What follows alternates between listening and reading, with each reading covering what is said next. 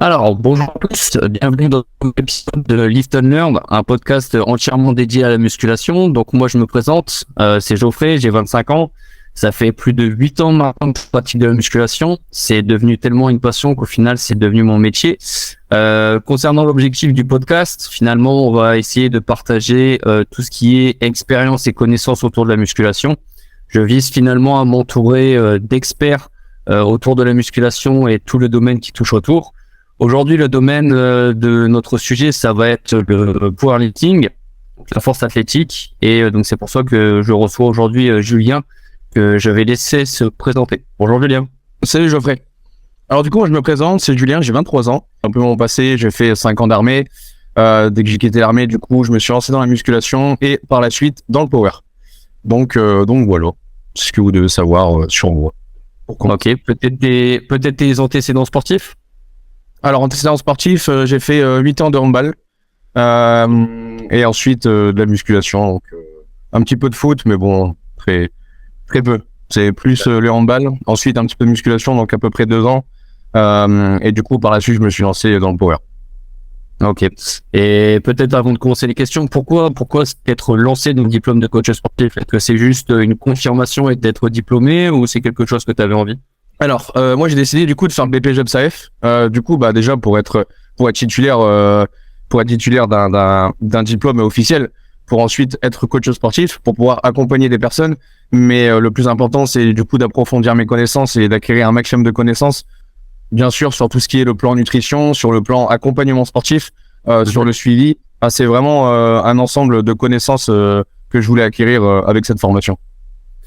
Ok, donc comme je disais, le sujet du jour, ça va être tout ce qui est force athlétique, donc sur les 3 mouvements. Ceux qui ne connaissent pas, il y a forcément le squat, le soulevé de terre et le développé couché. Donc première question, justement, quels ont été tes débuts en musculation? Comment ça s'est passé? Savoir peut-être ton environnement, comment t'en as eu le temps. Je sais pas, comment est-ce que ça a été vu? Est-ce que tu es vraiment de la musculation ou est-ce que tu t'es lancé directement dans le power? À toi de nous dire. Alors donc, du coup, moi j'ai commencé directement par de la musculation, donc j'étais vraiment en full body. C'était que de la musculation, que de l'hypertrophie, il y avait que ça. Ça résumait mes séances. Donc pendant 2 ans, je me suis dédié vraiment qu'à ça. Je me suis mis vraiment sérieusement dans la musculation depuis 2 ans. Et j'ai vraiment pris goût à la musculation et c'est là où cette routine elle a commencé à se mettre en route, de bien manger, de bien s'entraîner, d'avoir une programmation intelligente et bien sûr de voir une progression par la suite.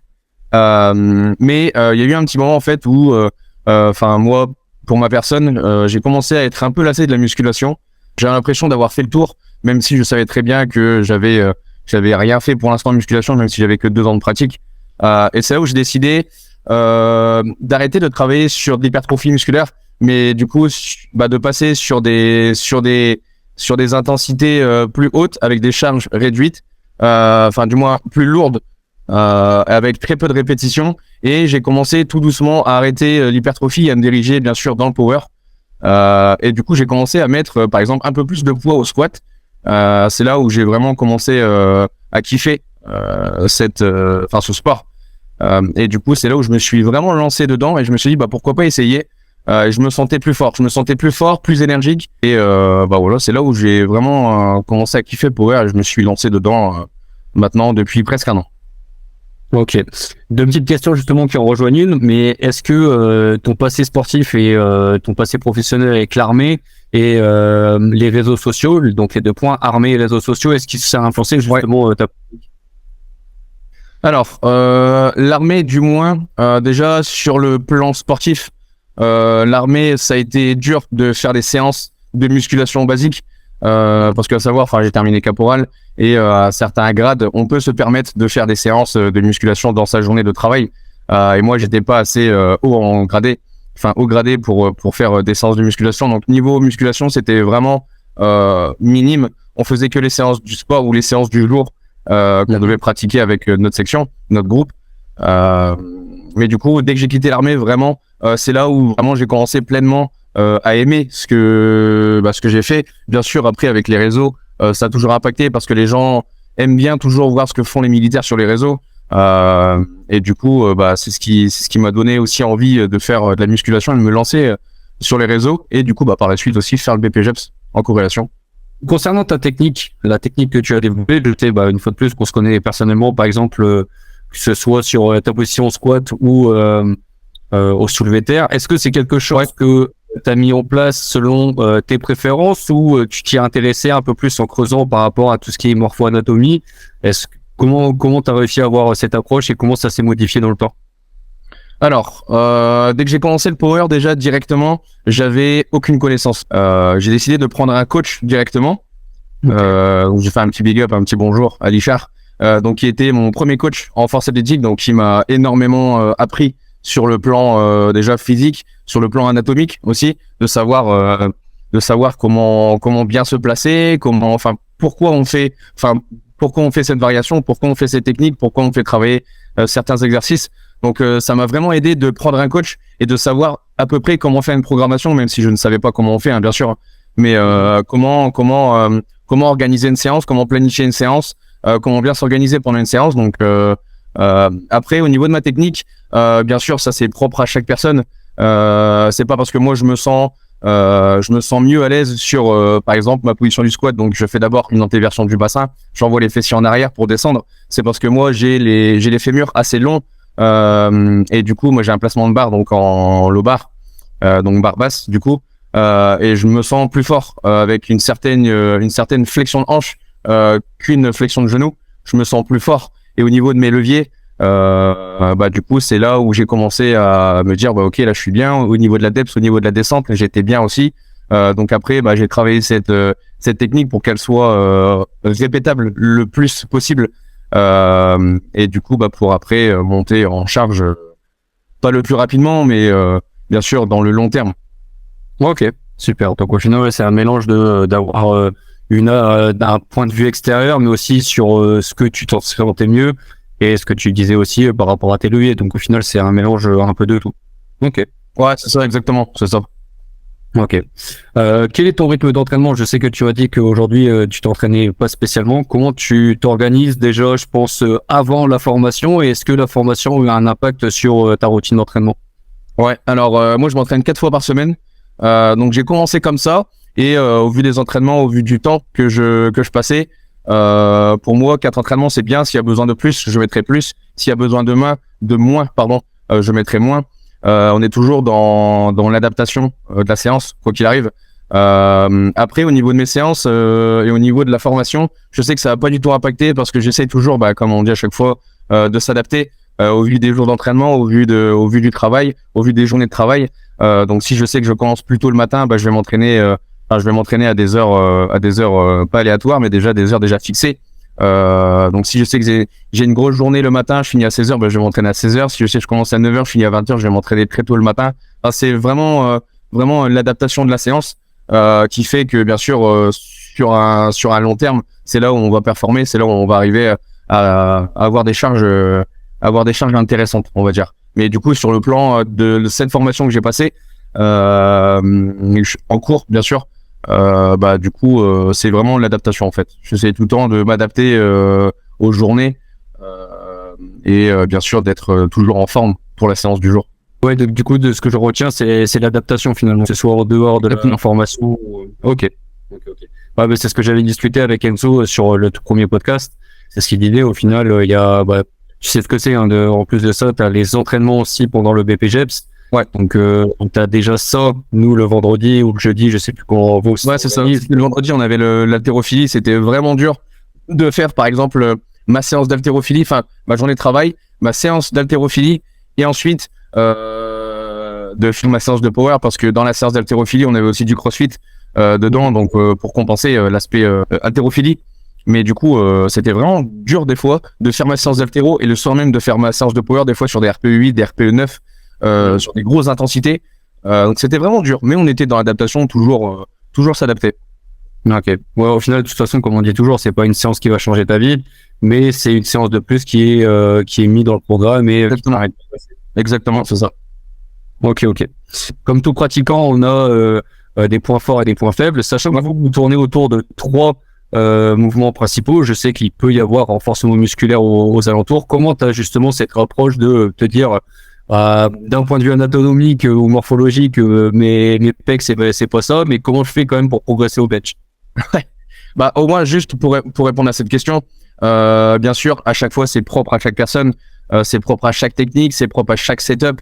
Enfin, c'est vraiment propre à chaque personne, à chaque fois. Mais bien sûr, il y a toujours l'exotype qu'on vient travailler. Donc, quand on fait son développé couché, on fait son développé couché comme en compétition. Donc, on appelle ça du bench comp. On a bien sûr des exos de renforcement. On va pas se le cacher, c'est tout à fait normal d'avoir des exos de renforcement. Bien sûr, par exemple, je vais dire une connerie, l'overhead press qui fait renforcer l'avant des épaules. Du coup, pour le développé couché, mais on peut faire aussi, par exemple, du face pull pour l'arrière d'épaule pour renforcer les muscles stabilisateurs du développé couché. On peut faire l'exo en question, mais aussi des exos de renforcement pour renforcer l'exotype. Mais du coup, après, sur les trois mouvements, bien sûr, il y a toujours un mouvement où on se sent toujours plus fort, on se sent toujours plus à l'aise. Moi, de préférence, c'est le squat. En ce moment, c'est mon meilleur ami, le squat. Le bench, c'est mon pire ennemi en ce moment, mais après, ça varie. Ça varie des jours, ça varie des entraînements, ça varie de la forme du jour, ça varie aussi du poids. Enfin, il y a plein de choses à prendre en compte. Mais en ce moment, oui, c'est le squat qui est mon élément de prédilection, et le bench qui est un peu ma bête noire. Mais bien sûr, c'est à travailler et on voit dans le long terme.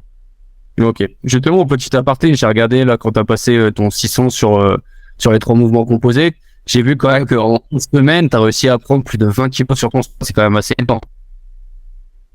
Ouais, c'est ça. Bah, après, je vais pas mentir, il y a eu la hype aussi du jour parce que je me suis entraîné dans un club, la team Costock en Ile-de-France. Donc, je me suis entraîné avec les meilleurs, bien sûr. Donc, ça donne un coup de boost. Donc, si tu compares les deux, bien sûr, c'était mon RPE 7 à 570 et du coup, mon 605 RPE 10, clairement. Bien sûr, il y avait la hype du jour. Il y avait la forme du jour qui était très bien aussi pour aller chercher un max à l'entraînement, pas en compétition. Donc, ça, on verra au Salon Worker Meet le 2 juillet, parce que je passe le 2 juillet.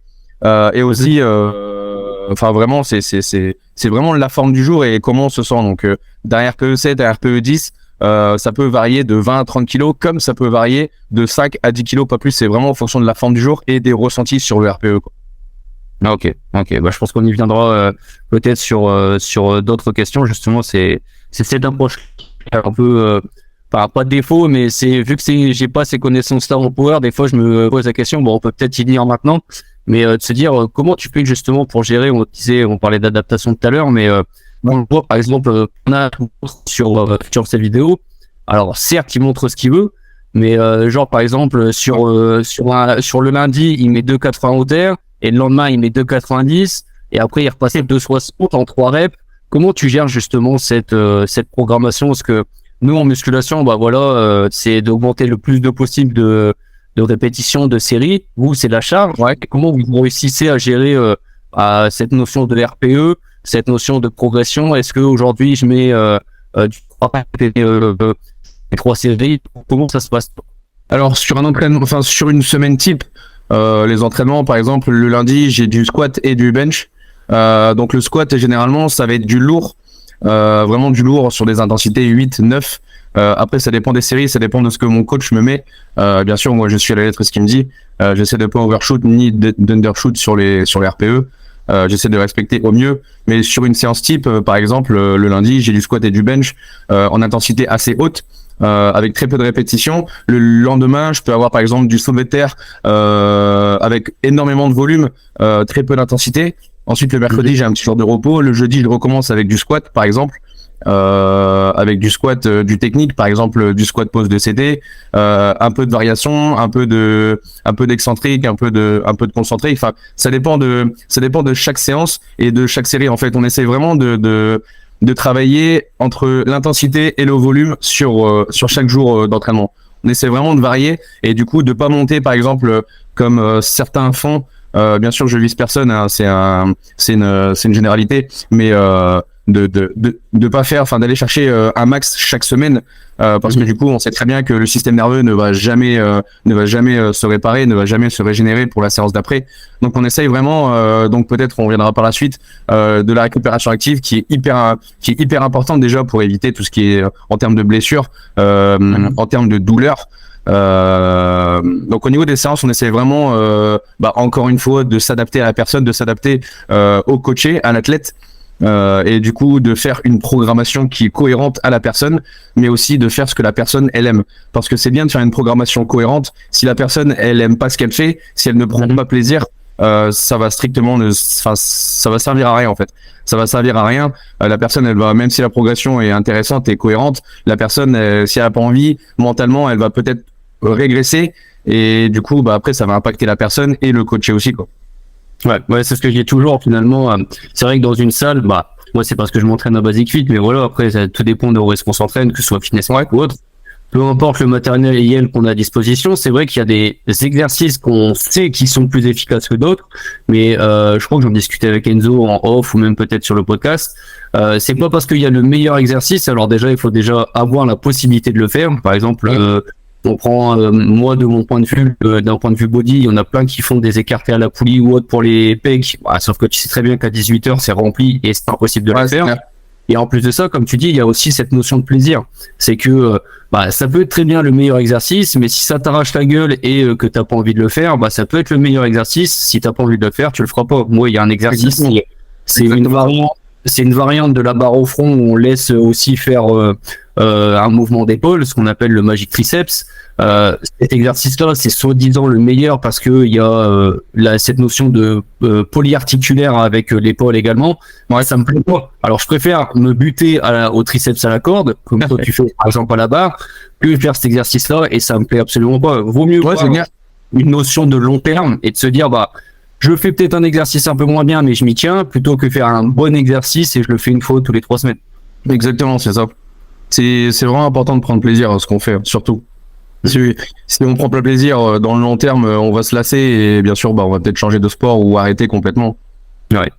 Et pour revenir sur justement la fatigue nerveuse qu'on disait, toi personnellement, qu'est-ce qui t'impacte le plus d'un point de vue musculaire ou d'un point de vue nerveux, et justement comment tu arrives à gérer cette fatigue nerveuse? Alors, au niveau de ma fatigue nerveuse, je ressens surtout ma fatigue nerveuse sur les compétitions. Après la compétition, vraiment, je me sens vraiment fatigué et je sais pertinemment que si je retourne à l'entraînement le lundi avec des grosses charges, pour moi c'est complètement impossible. Je sais qu'il faut que je reprenne tout le temps.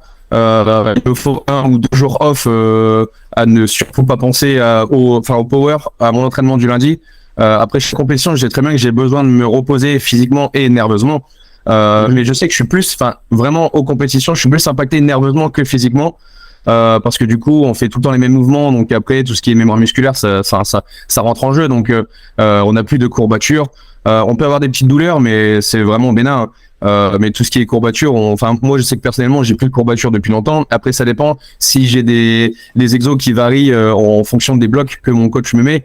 Je peux faire des exos que je n'ai pas fait, ou même de l'hypertrophie, par exemple du tirage unilatéral pour renforcer le dos. Ça fait longtemps que je n'ai pas fait. Donc si j'en ai en renforcement, bien sûr j'aurai des courbatures parce que c'est des endroits que je n'ai plus travaillé ou que je sollicite moins. Mais au niveau de ma fatigue nerveuse, je pense que c'est pour ça que c'est énormément important de faire de la récup active, surtout sur des personnes qui s'entraînent régulièrement, qui s'entraînent vraiment sérieusement et qui vraiment ont un projet de performance dans le long terme. Ok. Ouais, je vois, de toute façon, une fois de plus, on se connaît personnellement et on suit sur les réseaux, mais c'est vrai que tu mets vraiment l'accent là-dessus. Ce que je vois, que ce soit même pendant ta formation, dès que tu as 5-10 minutes pour aller marcher ou autre, c'est vrai que tu mets vraiment l'accent là-dessus. Et tu t'autorises aussi également peut-être d'avoir des jours off, en travaillant que 4 jours. T'as cette intelligence, c'est que les réseaux font que maintenant, à l'heure d'aujourd'hui, les gens disent... nous, on le voit dans le body, et il y en a certains qui donnent l'exemple, si tu as 7 jours, tu peux t'entraîner 7 jours sur 7. Oui, mais c'est pas parce que tu fais plus que tu auras plus. Il faut faire moins, ça fait plus. Et c'est ça encore que les gens, ils n'arrivent pas à comprendre. Et je pense que tout débutant, même toi ou moi, je sais que personnellement, je suis passé par là, à te dire, j'ai 7 jours, je m'entraîne 7 jours sur 7. Et sauf qu'au bout d'un moment, des fois, tu lâches 1 semaine, 2 semaines. Et comme tu dis, il vaut mieux s'entraîner 4 jours dans la semaine, mais pendant toute l'année, plutôt que faire 7 sur 7 pour 3-4 mois et après te lasser et être cuit nerveusement. C'est ça, exactement. Moi, je sais que 4 jours, ça me convient bien au niveau de mes entraînements, au niveau de mon intensité et de mon volume. Ça me convient énormément. Après, s'il y a besoin d'ajuster, par exemple, avant une compétition, s'il y a besoin de rajouter une séance, s'il y a besoin d'en enlever une, s'il y a besoin d'enlever quelques séries et même des répétitions, bien sûr, c'est vraiment toujours dans l'adaptation. Je sais que mon coach s'adapte tout le temps à moi. Bien sûr, après, je dois aussi faire ce qu'il me demande, hein, bien sûr. Il doit pas s'adapter aussi à moi. S'il me demande des choses, c'est que c'est cohérent de le faire et c'est que c'est important pour moi et que ça va être bénéfique. Donc, moi aussi, je dois m'adapter à mon coach et de me sortir les doigts quand je dois me sortir les doigts, bien sûr. Familièrement dit, mais bien sûr, c'est pas en restant à faire des petites séries avec très peu d'intensité qu'on va monter. Il faut monter dans le plan physique, dans le plan nerveux. Il faut vraiment varier les plaisirs, en fait. Ok, super. Par rapport à ta compète qui va approcher, justement, quelle est ton approche? Je pense que tu es toujours coaché par ton coach. Est-ce que tu te dis, je sais que j'ai tant de temps normalement minimum pour me préparer et donc du coup je prévois telle compète, ou tu te dis j'ai envie de faire cette compète là et après tant pis du temps que il me reste et je me prépare sur ce temps-là. Non, en fait, tout est prévu. Je sais que là, ma compète, donc le 2 juillet, on est le 17. On est le 17 mai. Je sais que tout est déjà prévu pour ma compétition. Donc je suis en plein bloc. Je suis en deuxième semaine de bloc. Dès que j'ai terminé mon bloc de 4 semaines, je renchaîne. Du coup, je ne prends pas 2 semaines de deload. Donc ma semaine de décharge, souvent après un bloc très fatigant. Donc on essaie de mettre une semaine de deload. Sauf que là, en fait, j'ai ma compète qui arrive et j'ai directement un bloc de taper. Donc le bloc de taper, il va servir particulièrement à préparer du coup cette compétition. Donc on va vraiment arriver sur un aspect technique. On va vraiment essayer d'aller chercher par exemple la depth au squat, d'appuyer un peu plus sur le plan nerveux aussi, de pas trop se fumer du coup pour la compétition, pour être en forme le jour J.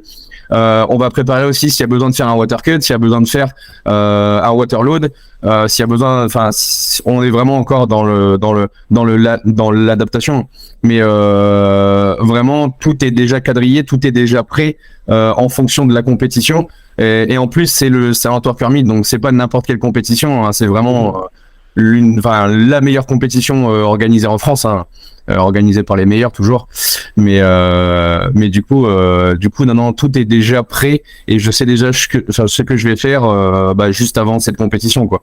Donc après il y a toujours un aspect mental qui se prépare. Après moi je suis toujours prêt chaque séance, à chaque compétition. Tout ce qui est besoin à faire, je le fais bien sûr. Et du coup voilà, tout est, on est vraiment encore dans l'adaptation, toujours l'adaptation. Ok, ouais, de toute façon, ce que je disais avec Enzo, moi même en dehors de ça, ce que je résume toujours, j'en parlais encore hier avec des gens justement à la bulle qui me disaient ils me posaient des questions sur la diète. Je disais mais ça dépend. Ça dépend. Quelqu'un qui te donne une réponse déjà toute faite en disant tu veux prendre des pecs, il faut faire ça, et peu importe la personne, pour moi c'est un mauvais coach. Non, bien sûr, ça dépend de tes objectifs, ça dépend du temps que tu as disponible, ça dépend de ce que tu aimes faire, justement ce qu'on disait, la notion de plaisir tout à l'heure. Il y a tellement de choses qui rentrent en jeu que les gens pensent que c'est tout fait. C'est vrai que la musculation d'un point de vue extérieur, et quand tu creuses pas, tu dis tu manges, tu t'entraînes, tu dors. Ouais. Mais après, quand tu commences à creuser le sujet, tu dis mais c'est tellement compliqué qu'il faut tout adapter au mode de vie de la personne que tout est personnalisable. Ouais, c'est clair, bien sûr. C'est pour ça qu'un coach, c'est important. Après, la musculation, c'est pas mon dada. Du moins, ma préférence, c'est le power. Mais je sais que quelqu'un qui commence en power, pour moi, je le conseille directement de prendre un coach compétent. Moi, j'ai eu la chance du coup d'avoir Charlie en coach. Vraiment, c'est quelqu'un de très compétent, qui est hyper sérieux. Bien sûr, parce que c'est un coach, donc obligatoirement, c'est quelqu'un de sérieux. Mais c'est vraiment quelqu'un qui m'a fait découvrir ce sport, cette discipline, et clairement, qui me l'a fait kiffer, quoi, et qui me donne envie d'aller chercher des perfs. Bien sûr. Et je pense que moi, c'est ce que je comprends aussi avec l'expérience, c'est que je me demande des fois en me disant, et des mecs, même en prenant par exemple dans la boxe, des mecs comme, je sais pas, je prends des clichés, mais comme Conor McGregor ou même des Cristiano Ronaldo, tu te dis, ces mecs-là, ils ont des coachs alors que c'est quand même les meilleurs de leur milieu. Bien sûr. Mais je pense aussi, c'est que je le vois avec William et Enzo, c'est que je pense que avoir un coach, c'est aussi une décharge mentale de se dire que je m'occupe pas de certaines choses et mon coach s'en occupe, moi je suis ce qu'il me dit et au moins comme ça j'ai pas à m'occuper de telle répétition, telle intensité, tel volume, il s'en occupe et au moins comme ça je fais et c'est tout quoi. Bah moi c'est exactement ça. Ça me permet de pas faire ma programmation parce qu'il y a déjà des personnes qui me demandent des programmations de faire la prog, donc ça me permet d'avoir cette décharge comme tu disais, de laisser mon coach faire le travail pas à ma place, mais d'avoir cette capacité à réfléchir plus que moi dans cette programmation et de voir ce qui est le mieux pour moi. Comme ça, moi ça me permet du coup de ne pas me mettre sur ma programmation et de mettre sur la programmation des personnes qui veulent par exemple un coaching tout simplement. Ok, je vois. Super. Justement, c'est vrai que t'as posé la question, enfin, t'en as abordé le sujet tout à l'heure. J'aimerais bien aborder le sujet de la water cut et du water load. C'est quelque chose que j'ai aucune notion parce que justement, tu vois, dans mon approche moi de body, et je pense que t'essaieras de m'expliquer là-dessus. D'accord. Je me dis pourquoi faire un water cut ou un water load et tout simplement de se dire comme je te disais tout à l'heure, ma compète c'est le 2 juillet. J'essaie de faire un déficit calorique, on va dire, très progressif pour arriver au poids le jour J, plutôt que, entre guillemets, moi, de mon point de vue extérieur, de se dire, vas-y, se casser la tête à boire 6 d'eau ou à faire... c'est clair. C'est clair. À te mettre dans le mal, je l'ai vu justement avec Panache, je me dis, mais pourquoi se mettre dans des conditions comme ça, alors que si tu as un point de vue nutritionnel, faire un peu de déficit tous les jours, bon, moi, je me mets pas dans le mal 3 jours avant la compète. C'est ça que j'arrive pas à comprendre. Ouais, c'est clair. Parce qu'en fait, nous, en force, enfin, nous, dans la globalité, hein, pour les personnes qui font de la compétition, en fait, ce qu'on essaie de faire, généralement, enfin, ça, c'est pour ma part. Après, peut-être que ce n'est pas un cas général, mais pour moi, c'est ma vision. Et j'en ai débattu avec des personnes compétentes dans la FA, qui m'expliquaient, et j'ai le même point de vue. En fait, par exemple, moi, je suis en moins de 83 open, moins de 83 kilos. Donc, si je suis au-dessus de 83 kilos, je passe en moins de 93. Là, sur ça, tu me suis. Donc du coup, en fait, ce qu'on essaie de faire, si on a besoin de faire un water cut, moi, j'ai jamais eu, je vais pas dire la chance parce que c'est pas une chance de faire un water cut, hein, mais en fait, ce qu'on essaye de faire, bien sûr, en force, c'est d'être toujours, 1 kilo grand max au-dessus.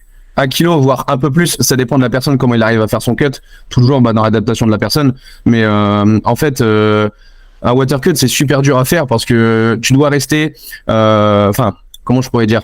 En gros, quand tu fais de la force, tu dois être au-dessus de ta catégorie. Donc, en moins 83, moi, j'essaie d'être à 84 kilos. Et, en fait, à 24 heures avant la compétition, enfin, 24 heures avant, ça, c'est quand on fait le water cut, mais, une semaine avant, on ingurgite un maximum d'eau, on essaie de boire un maximum d'eau pour arrêter. Donc on est à peu près 5-6 litres, ensuite on peut monter le jour d'après à 8 litres, le jour d'après encore à 9 litres, donc c'est vraiment des quantités énormes qu'on peut boire. Et 24 heures avant, un peu moins, 15-20 heures avant, on essaye d'arrêter complètement l'eau pour du coup accélérer le processus et du coup se vider complètement d'eau de notre corps et arriver à la compétition avec peut-être 1 kilo de marge, arriver à 82 kilos. Et c'est là où ça peut être intéressant, du coup, parce que le déficit calorique, qui dit déficit calorique dit moins de glycogène, donc moins d'énergie. Enfin, si la personne, si le coach enlève les glucides à son coaché, et du coup, moins d'énergie. Et du coup, s'il y a besoin, par exemple, moi, si je sais que je vais à faire un déficit calorique sur 1 mois, par exemple, juste avant la compétition, je sais que mes perfs, elles vont peut-être descendre. Je sais que j'aurai moins d'énergie, peut-être moins de motivation. Ça va impacter sur mon plan moral aussi. Donc en fait, de faire un déficit calorique, pour moi, en force, c'est pas la meilleure idée, mais ça peut être la meilleure idée pour une personne en fait. Ça dépend encore du ressenti de la personne et comment elle va se sentir. Donc après, de faire un water cut, moi je le conseille pas parce que c'est quand même dur de faire un water cut. Donc toujours essayer d'être 1 kilo grand max, 1,5 kg au-dessus de sa catégorie, comme ça, 1 semaine, 2 semaines avant, pas on fait gaffe, mais on essaye d'ajuster son poids. On se pèse une fois le matin à jeun, le soir avant d'aller dormir pour voir combien de temps on perd de poids. Mais vraiment un water cut, moi je le conseille pas, quoi. Je le conseille pas. Ouais, parce que propre à la pratique du powerlifting, ça se fait aussi en haltérophilie, ça se fait surtout dans la boxe. Et quand je vois qu'il y en a certains, ils perdent, je je sais pas, c'est peut-être pas sur une semaine, mais les 3-4 derniers jours, ils peuvent perdre 5-6 kilos. Tu te dis, mais se mettre dans un état pareil pour concourir dans sa catégorie, c'est beaucoup de risques. Après, si c'est 1 ou 2 kilos, je pense que il y a pas de grand risque non plus. Mais quand tu vois certains lutteurs ou autres qui perdent 5-6 kilos, tu te dis, prends 6 kilos, c'est quand même énorme. Ouais, c'est clair. C'est clair que c'est énorme. Déjà, quand on perd 2-3 kilos en watercut, c'est énorme. On se sent très fatigué. Après, il y a le refeed qui suit après, bien sûr. Mais bon, enfin, moi, de ma personne, je le conseille pas. Après, ça dépend de chaque personne.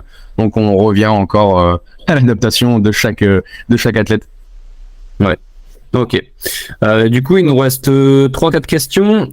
Justement, toi qui es en formation et qui est amené à faire des cycles de progression, qu'est-ce qui différencie finalement, après je pense déjà avoir la réponse, mais qu'est-ce qui différencie un cycle de progression que tu pourrais faire à quelqu'un qui cherche purement l'hypertrophie et toi, ce que les gens viennent chercher justement chez toi, faire des cycles de pure power? Bah du coup, pour moi, donc déjà pour la programmation d'une personne qui fait de la musculation et d'une personne qui fait du powerlifting propre, on n'a pas la même programmation. Parce que par exemple en musculation, tu m'arrêtes si je me trompe, on peut faire des programmes, les mêmes programmes bien sûr avec une surcharge progressive sur des programmes de 2 à 3 mois. Nous, ce qu'on essaye de faire généralement, après ça dépend de chaque personne et de chaque coach comment il fonctionne. Mais moi personnellement, je travaille en bloc enfin bien sûr des blocs c'est entre 3 et 8 semaines. Ça dépend de chaque personne. Moi, je travaille en fonction de 4 blocs, de 4 semaines, à bloc de 4 semaines, voire 5, grand max. Ça dépend de l'intensité et du volume que je mets. Mais du coup, je pense que la progression, elle reste la même. Bien sûr, si on s'entraîne convenablement, si on s'entraîne normalement, si on s'entraîne sérieusement, on aura bien sûr la même progression qu'une personne qui fait du power ou de la musculation. Mais après, on n'est pas dans la même optique, je pense, sans juger les deux parties. On n'est pas dans le même optique. Moi, je suis tout à fait neutre. On reste toujours dans le même optique de progression, que ce soit en musculation sur le plan physique ou en power sur le plan de force. Donc l'amélioration de la qualité physique force. On n'est vraiment pas différent, je pense. Peut-être sur le plan mental, parce qu'il y a toujours cette petite guerre entre musculation, power. Moi, je soulève plus. Bon, ça après, c'est toujours les réseaux qui ont fait que ça a impacté ça. Mais après, quand tu vas dans une salle de musculation, je sais que moi, qui est un pro power, et je peux discuter avec des gens qui font de la musculation. Il y a toujours cette petite guerre. Il y a toujours cette petite guerre, mais gentille, qui entre en compte. Mais pour revenir au point de la progression et de la programmation, pour moi ça reste la même. Dans le sens où dans le long terme, on voit les améliorations qu'il y a eu sur une personne par exemple qui était skinny et qui devient énorme. Donc on voit que c'est le même travail. C'est des choses qu'on met de côté. C'est peut-être de la famille qu'on voit moins souvent parce que les séances elles durent peut-être plus longtemps. Ça c'est plus pour le power je pense qu'une séance d'hypertrophie. Ouais, je pense que c'est la même progression, je pense. C'est-à-dire, l'objectif reste le même, au final, c'est de la progression. Mais, tu vois, moi, qui est dans l'autre sens, du côté musculation, bodybuilding et hypertrophie, c'est que, entre guillemets, nous, de progression, tant que on progresse, à la limite on n'a pas besoin de changer. Alors je pense que c'est la même chose que vous, parce que même si ça fonctionne en termes de bloc, tant qu'il y a quelque chose qui marche, pourquoi changer, ça sert à rien. Mais nous limite par exemple, si tu prends le cas par exemple, même sur des exercices d'isolation, genre du curl ou des élévations latérales, au final tant que tu augmentes ton rep, tant que tu augmentes en série ou sur tes charges, on n'a rien à changer. Ça limite, on peut faire une programmation sur l'année et ça suffit largement. Alors que vous voyez c'est ça. Je pense que la petite différence, c'est déjà d'un point de vue intensité et volume, c'est absolument pas les mêmes charges, les mêmes séries, les mêmes répétitions. Oui, c'est clair. Et je pense qu'il y a un peu plus de nerveux aussi qui rentre en jeu et c'est là aussi qu'il y a une légère différence parce que nous, pendant le BPG, on l'avait fait avec l'athéro. C'est que, comme on disait, quand tu prépares une compète, tu as tant de semaines de préparation avant, tu as des pourcentages qui rentrent en jeu, et tu vois, c'est ça qui change, alors que la musculation, progresse au mieux, alors qu'au final, on va dire, tout ce qui est les sports de force, power ou alvéro, tu as déjà plus une programmation à voir, moi je l'avais vu justement, mon sujet c'était Bien sûr. Mon sujet, c'était la préparation physique et amélioration des qualités physiques. Et je le voyais, justement, je me rapprochais plus ça à du power ou de l'haltéro. J'ai un force, j'ai un bloc vitesse, j'ai un bloc puissance. Et c'est là où j'ai dû m'améliorer énormément parce que j'y connaissais absolument rien et ça me changeait de l'approche que j'avais en musculation. Ah, d'accord. Ok. Non, voilà. Mais oui, je vois le cheminement au final, c'est le même, c'est de la progression, mais après, quand c'est pas exactement pareil. Oui, voilà, c'est ça. Ok. Justement, peut-être parler aussi de toi. Quels sont tes objectifs, on va dire, à court terme? Je pensais déjà d'avoir ton diplôme, mais à moyen et long terme, où est-ce que tu te vois dans 5-10 ans d'un point de vue professionnel et aussi dans ton sport? Est-ce que tu te vois toujours dans ton sport? Alors, à court terme, déjà, bien sûr, c'est d'avoir mon BP, hein, bien sûr, d'être coach à la fin. Bien sûr, sur le long terme, c'est plus sur le plan personnel. Vraiment, ça serait d'avoir les qualifs France en moins de 80 Pro Open, donc à 670 de total. Donc pour moi, 670, c'est vraiment une barrière. C'est vraiment une barrière. Enfin, pas une barrière parce que je sais que je vais le faire. Ça, c'est clair et net. Ça, c'est clair, il n'y a pas de doute. J'aurai cette qualif France, mais vraiment, à long terme, ça serait d'avoir déjà cette qualif France. Et pourquoi pas par la suite, après, du coup, sur le plan professionnel, bien sûr, peut-être d'ouvrir une salle de power, un club ou alors une association, mais vraiment qui reste vraiment dans le thème du power, quoi. D'ouvrir une assoce avec des gens qui pratiquent de la force. Bien sûr avec un peu de poulie aussi, histoire de faire un peu d'hypertrophie, bien sûr sur les exos d'isolation comme tu parlais tout à l'heure, mais après sur le plan toujours on voit toujours sur le long terme, ça serait vraiment après j'ai pas d'objectif, après à part les qualifs France, j'ai pas d'objectif, ça serait vraiment de performer sur le long terme, vraiment d'augmenter mes charges, vraiment de performer vraiment sur le long terme et d'avoir le plus gros total possible pendant que je pratique le power, donc voilà. Okay. Et une fois de plus, ça peut être une question un peu personnelle pour ceux qui ne connaissent pas, mais quand je vois la salle de Compiègne sur laquelle tu t'entraînes, je pense que c'est des proches à toi. Pourquoi pas demain peut-être aussi ouvrir une qu'on appelle ça une filiale de ça et d'essayer. Oui, bien sûr on peut après avoir ce que les personnes en pensent, mais la PCH, donc la Power Cell House, vraiment depuis qu'elle a été créée et ouverte, franchement j'ai jamais trouvé une salle aussi bien habillée avec une belle mezzanine. Franchement ils ont fait quelque chose de propre, vraiment. Paul, Antoine, Pierre, franchement tout le monde a fait du job, et vraiment ils ont fait une salle vraiment high level, et dans le coin, surtout dans le nord, de trouver une salle aussi compétente, aussi bien habillée, avec du bon matos, des bonnes barres, des bons poids calibrés. Bien sûr c'est la base, hein, dans une salle de power d'avoir des poids calibrés, mais c'est important de le dire, hein. Mais vraiment cette salle va faire du bien, je pense, dans le nord. Et surtout d'avoir une salle de power pour s'entraîner, vraiment pour les pro power qui ne veulent pas s'entraîner par exemple à Basific comme moi, qui préfèrent aller m'entraîner dans des salles de power. C'est vraiment agréable de travailler dans ces salles comme ça, avec des personnes qui ont envie de travailler, qui ont envie de performer, qui ont envie de devenir meilleurs chaque jour. Donc on se ressemble sur le plan motivation, sur le plan moral, sur tous les plans possibles. On peut se retrouver après, chacun a ses objectifs, mais c'est vraiment pas la même mentalité. C'est vraiment pas la même mentalité qu'une salle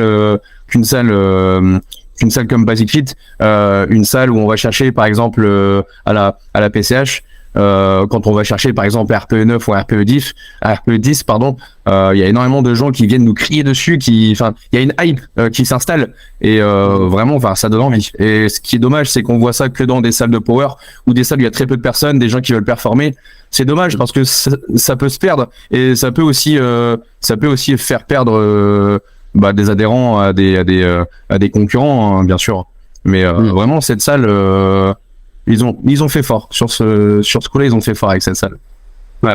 En plus de ça, ce que je dis toujours, l'avantage de tout ce qui est sport de force, et on en revient justement à la prépa physique, c'est qu'il faut très très peu de matos. Parce que acheter des doubles poulies avec je ne sais combien de poids, acheter des haltères qui coûtent je ne sais combien, là au final tu as besoin d'une barre, des poids, et voilà, terminé. Et au final, il y a un plateau, forcément. Ouais, Au final, c'est tu fais ça. ton MBA, tu peux en utiliser, tu peux en acheter 10, ça va te coûter, je sais pas, je dis une connerie, mais peut-être 15-20 000 euros. Tu loues ça à côté, et au final, pour 50 000 euros, tu as une salle. Va ouvrir un basic, Ouais, voilà, c'est ça, c'est clair. va ouvrir un basic fit avec une machine biceps, une machine triceps, et puis un leg curl, et ça, et au final, tu te fais déjà torcher au niveau du prix. Ah ouais, c'est clair. Et c'est ça qui a un énorme avantage quand tu pratiques des sports de force, c'est que tu as besoin de très peu de matériel. Et Ouais, c'est ça. Clairement. j'ai jamais été à cette salle, je pense qu'un jour, je pense que j'irai. Mais c'est ça permet aussi de donner de la certaine visibilité, de donner de la visibilité à votre sport.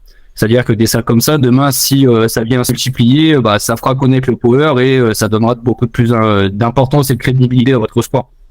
Ah, voilà. Clairement. Ah, ok. Alors, deux petites dernières questions. Justement, j'avais posé la question à William, mais il m'avait répondu d'un point de vue body. Quel est, selon toi, le plus gros frein, aussi avec ton expérience, de savoir quel est le gros frein qu'il pourrait avoir si demain un débutant venait à avoir l'envie de commencer le power? Qu'est-ce qui pourrait le freiner justement à commencer ou même à passer? Bah, le plus gros frein, et je pense que tu le sais aussi, c'est la technique. Il y a tellement de gens qui se mettent au power maintenant et qui veulent performer tout de suite. Laisser le temps faire les choses, laisser le corps s'habituer à la charge. Franchement, laisser le temps s'habituer à cette discipline. Si vous voulez pratiquer du power, laissez-vous le temps de faire les choses. Laissez-vous le temps de faire les choses. Surtout, n'hésitez pas à prendre un coach, même si ça coûte un petit billet, c'est pas grave. On fait les efforts pour. Mais toujours laisser le temps de faire les choses. Il n'y a pas besoin de se précipiter à se dire ok, j'aimerais faire comme lui. J'aimerais devenir comme lui. Des mecs comme Corentin Clément, comme The Panache, qui sont extraordinaires, qui sont extraordinaires. Il y a beaucoup de gens qui veulent leur ressembler. Derrière, ils ont fait énormément d'efforts. Ils ont travaillé pendant 10 ans, 15 ans, 20 ans. Ils ont énormément travaillé et c'est pas en faisant 2 ans, 3 ans de power qu'on peut arriver à avoir des charges, des charges complètement ouf. C'est énormément de travail et moi ce que je conseille c'est d'abord se faire coacher, de prendre un coach compétent qui fait une bonne programmation avec un bon suivi et du coup par la suite après augmenter les charges, se faire plaisir, toujours prendre plaisir à faire ce qu'on fait. Mais voilà, il n'y a pas besoin de se précipiter à faire les choses, laisser le temps faire les choses comme je dis à chaque fois. La patience. Je pense qu'en power, le plus important, c'est d'être patient. Bien sûr, si t'es pas patient et que tu veux chercher une perf, ça sert à rien. Ouais. Et c'est ce que je discutais justement avec William en off, c'est que justement c'est un peu, on va dire, la hype du moment sur les réseaux, justement de se mettre au power, de mettre des grosses barres, etc. Et comme tu dis, en fait, les gens se disent le power c'est pas dur, tu prends le soulevé de terre, tu soulèves, le squat tu soulèves, etc. C'est clair. Je dis c'est quoi, en 4 semaines je fais une... Et au final, des fois tu peux prendre un énorme bâche et d'un point de vue mental te faire éteindre parce que tu te dis ah putain, le mec au final il met le triple de mon poids alors qu'il a le même poids que moi. Au final je suis peut-être pas fait pour ça. Mais comme tu dis, en fait, sois patient et tu verras peut-être dans 6 mois, un an et tu auras peut-être doublé tes perfs. Ouais, voilà, c'est ça. Si la personne elle a 250 au squat, c'est parce qu'elle a travaillé derrière. T'arrives pas à la salle à Basic Fit à 22 ans avec 80 kg de poids de corps à faire 250 au squat tout de suite. Non, ça met du temps, il y a un process. Il y a tout un processus qui se met en place avant d'avoir des barres énormes, donc et du travail, énormément de travail, énormément de choses aussi à mettre de côté. Donc ça après c'est propre à chaque personne aussi. Il y a des gens qui ne veulent pas faire des efforts, qui ne veulent pas faire des sacrifices pour atteindre un niveau. Après ça c'est propre à chaque personne, à chaque motivation, à chaque athlète. Mais comme tu dis, oui, à chaque fois À chaque fois, c'est pas parce que la personne fait 3 fois son poids de corps qu'elle est plus forte. Non, c'est qu'elle a travaillé et qu'elle a voulu avoir cette barre-là. Donc, il y a le travail qui paye, comme je dis.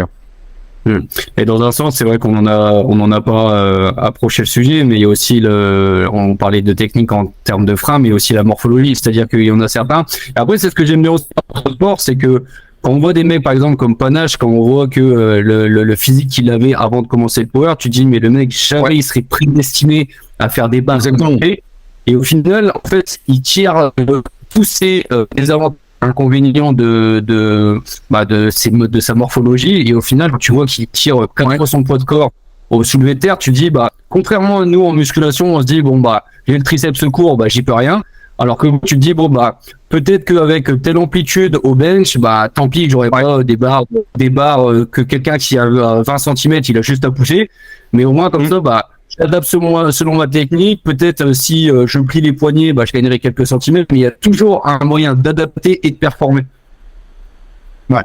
C'est pour ça que en power, vraiment, c'est vraiment l'aspect technique. Vraiment l'aspect technique. Sur un squat, on va pas directement prendre la barre, déraquer sur un pied et squatter. Non, il y a tout un processus à mettre. Il y a la mise en tension de la barre, le déraque de la barre, le placement de la barre sur les épaules. Si on a la barre haute, si on a la barre basse, si on doit avoir un elbow drive, donc tout ce qui est mouvement de coude et d'épaule. S'il y a besoin de faire une antéversion du bassin, s'il y a besoin de faire plus de flexion de hanche, plus de flexion de genou, les 33% de la force sur le pied, il y a vraiment énormément de choses à voir et de mettre des choses en œuvre pour performer. Donc c'est pour ça que, comme tu as parlé de The Panache, franchement, il a travaillé pour avoir ces barres-là. Il a beau faire 66 kilos, il est là pour performer. Il fait que ces mouvements-là. Bien sûr, s'il a des exos de repos, il doit en faire. Mais on reste tout le temps dans l'adaptabilité de chaque athlète. Il a comment je pourrais dire, il a mis sa barre en fonction de sa morphologie, sa technique c'est en fonction de sa morphologie. Il s'est adapté à des points peut-être négatifs ou positifs. Il en a profité pour augmenter ses charges. Mais après, ça reste un process, et ça reste toujours de la technique, et puis à mettre en place tout le temps, et pour performer sur le long terme. Ouais. Avant-dernière question, un premier, après je te lâche. Mais justement, d'un point de vue objectif, hormis toi, selon tes points faibles, quel est pour toi, selon toi, le mouvement le plus technique à apprendre sur les 3? Là, tu m'as pris de court. Pour moi, le plus technique, j'hésite entre le bench. Parce que le bench, je trouve que c'est super technique. Ouais. Ça c'est propre à moi-même. Je sais que le bench c'est super technique parce que la route de la barre qu'elle fait, là où elle va poser, là où elle va monter, la trajectoire de la barre, il y a tellement de choses. Pour moi, en premier, ça serait le bench. En deuxième, ça serait, je pense, le soulevé de terre. Parce qu'il y a énormément de techniques aussi sur le placement des hanches, sur le placement des pieds, sur le placement des genoux. Si on doit ouvrir les genoux sur la montée, il y a tellement de choses à voir. Et le dernier, ça serait au squat. Le dernier, c'est le squat. Même si je renie pas le squat parce que le squat c'est super dur techniquement à mettre en place, surtout d'avoir un mouvement répétable sur chaque séance. Mais le numéro 1, ça reste le bench, bien sûr. Ouais, je me posais la question justement avec Enzo cette semaine. Je me dis, mais au final, le développé couché, t'as tellement de choses à voir que déjà le placement des 3 points. Après, en fait, le truc c'est que le squat, on va dire, t'as entre guillemets que les jambes. Le soulevé de terre, t'as que les hanches. Et alors que sur le bench, t'as à la fois le haut du corps, mais si tu utilises les bras, forcément, t'as le bas du corps. Au final, c'est limite du full body le bench. Ouais, c'est ça. Mais pour moi, c'est l'un des mouvements le plus dur. Ouais. Et comme tu dis, t'as la trajectoire, savoir où exploser au niveau du plexus, de savoir ouvrir les coudes, et comme tu disais aussi, le mouvement qui est répétable, c'est franchement super compliqué. Ouais. Et dernière question, justement, on en parlait tout à l'heure par rapport à la hype, justement à la salle que tu disais à Compiègne, c'est ça? Ouais, à la PCH, c'est ça. Justement, et moi je le vois aussi quand tu as publié justement cette semaine, par exemple, ces tarifs de coaching. Je le disais à Quentin et à Enzo, je me dis, mais c'est incroyable la communauté que vous avez. au final d'être entre guillemets si peu nombreux par rapport à la communauté vraiment globale de fitness et de muscu, et de savoir comment vous vous entraidez. C'est incroyable de savoir si tu pouvais partager un peu ton avis là-dessus. Toi qui as passé par la musculation et maintenant qui est dans le power, est-ce que tu vois une réelle différence justement de soutien de communauté?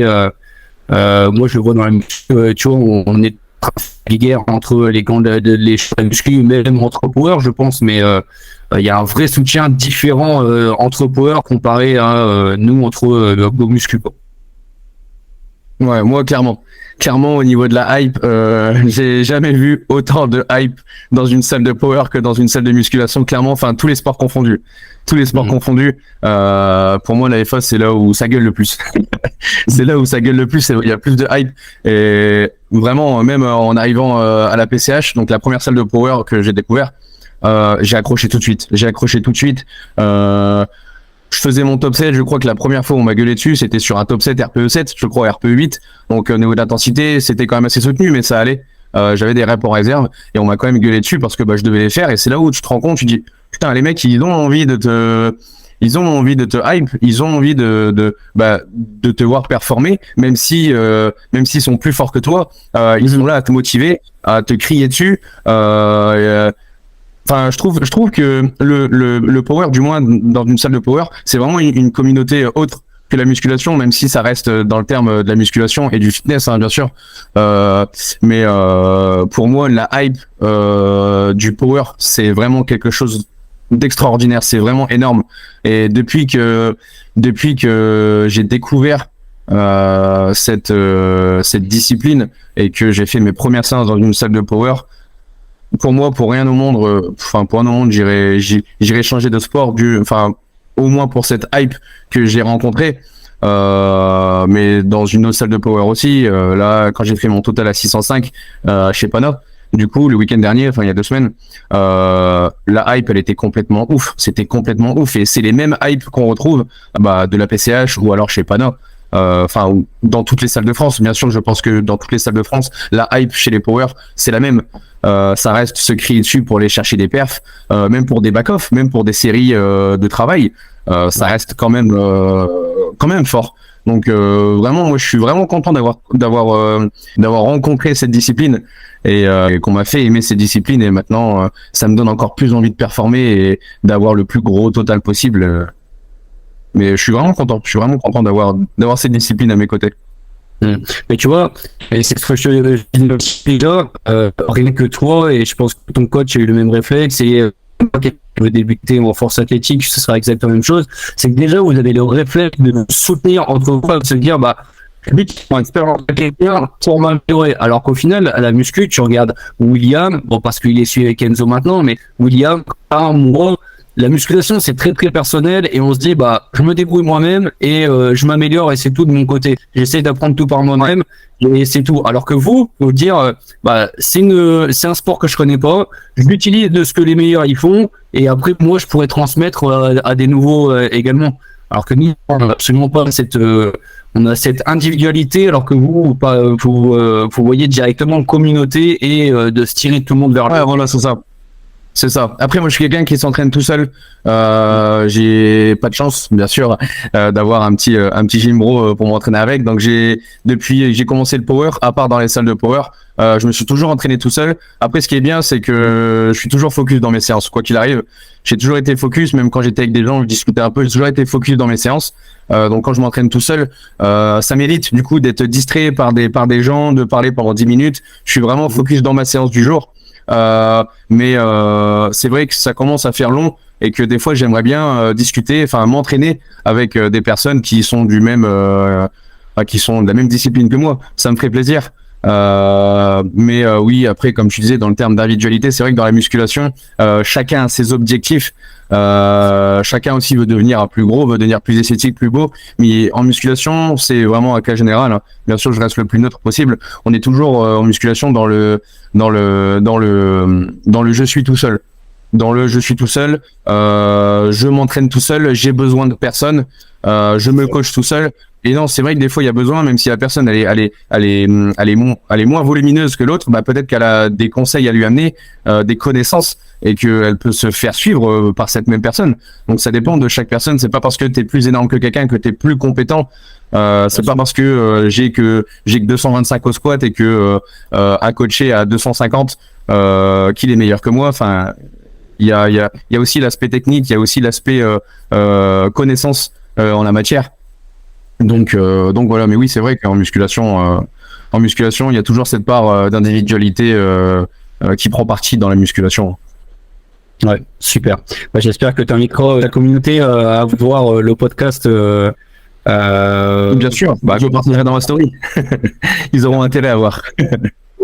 Et j'en avais parlé avec Quentin et William. Je t'inviterai peut-être sur un autre podcast, et même si d'autres amis à toi spécialement dans la force athlétique seraient intéressés, peut-être justement pas de débattre, mais de voir justement peut-être les différences et les points communs qu'on a justement autour de la musculation et de la force athlétique, pas justement pour descendre et dire oh là là, moi je fais tant, et en voilà. Oui, c'est clair, bien sûr.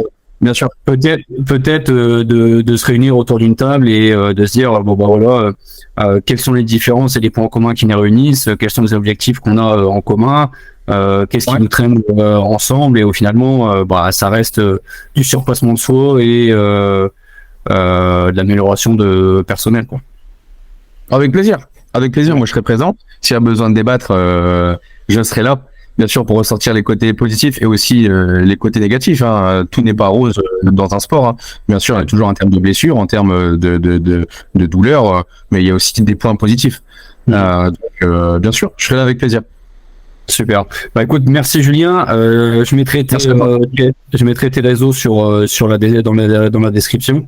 Et puis on se donnera rendez-vous. Du coup, la prochaine fois, je te dirai, sur le prochain podcast, on aura l'occasion de se revoir. Avec plaisir, alors je t'attends. Super. Merci Julien, et puis écoute, je te dis à bientôt. Puis merci bonne chance pour ta compète pour le 2 juillet. Merci. Et du coup, t'es invité. Si tu veux venir. Ça se passe où? C'est à Saint-Germain-en-Laye, à Paris. Ouais. Donc c'est à peu près 1h30 de route de là où on est, donc ça va. Okay. Super. Écoute, je regarderai mon calendrier, si je peux, je viendrai grandement te soutenir. Ok, ça marche. Ça me fait plaisir, merci beaucoup. À bientôt, Julien. Merci. Salut, à bientôt, bonne journée.